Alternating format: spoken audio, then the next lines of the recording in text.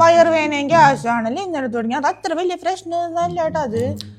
പക്ഷെ ഈ പ്രായത്തിലുള്ളവർക്ക് അങ്ങനെ കാണാറില്ല. പൊതുവെ 50 വയസ്സിനൊക്കെ മേലുള്ളവർക്കാണ് മേബി ഇന്നലെ ഫുഡ് കഴിച്ചത് പറ്റാത്തോണ്ടായിരിക്കും കേട്ടോ. ഇന്നലെ എന്താണ് കഴിച്ചതെന്ന് പറഞ്ഞാണ്. രാവിലെ പയറും തേങ്ങയും പഞ്ചസാര ഇട്ട് കഴിച്ചു. പോകുന്ന വഴി കട്ടനും 3 ഇഡലിയും കറിയും വടയും കഴിച്ചു. പിന്നെ എറണാകുളം വരെ പോകുന്നുണ്ട് വിശക്കാരിക്കാൻ മസാല ദോശയും വടയും കൂടി ഓർഡർ ചെയ്തു.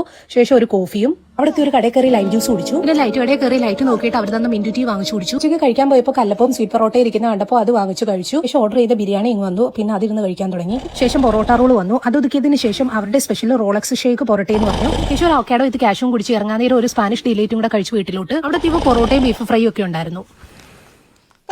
കഴിഞ്ഞല്ലേ ഇതിപ്പോ ഇതിന്നാണ് ഗ്യാസ് ഉണ്ടായെന്ന് ഞാനിങ്ങനെ പറയൂ. ഒരു മനുഷ്യൻ 1 മാസം കൊണ്ട് കഴിക്കണതാണ് താങ്കൾ 1 ദിവസം കൊണ്ട് കഴിച്ചേക്കണത് കേട്ടോ. ഇങ്ങനെ കഴിച്ചു കഴിഞ്ഞാല് ആ മാസം പൊട്ടിത്തെറിച്ചായിരിക്കും താങ്കൾ മരിക്കാൻ പോണത്. തൽക്കാലം ഞാൻ വയറുവേദനക്കുള്ള ഗുളിക അല്ല ഞാൻ എഴുതണത്. താങ്കളുടെ വിശപ്പ് കുറയ്ക്കാനുള്ള എന്തെങ്കിലും ഒരു സാധനം ഞാൻ കലക്കി തരാം. അതാദ്യം കഴിക്ക്. ഇതെന്ത് തീറ്റേനി തിന്നണത്?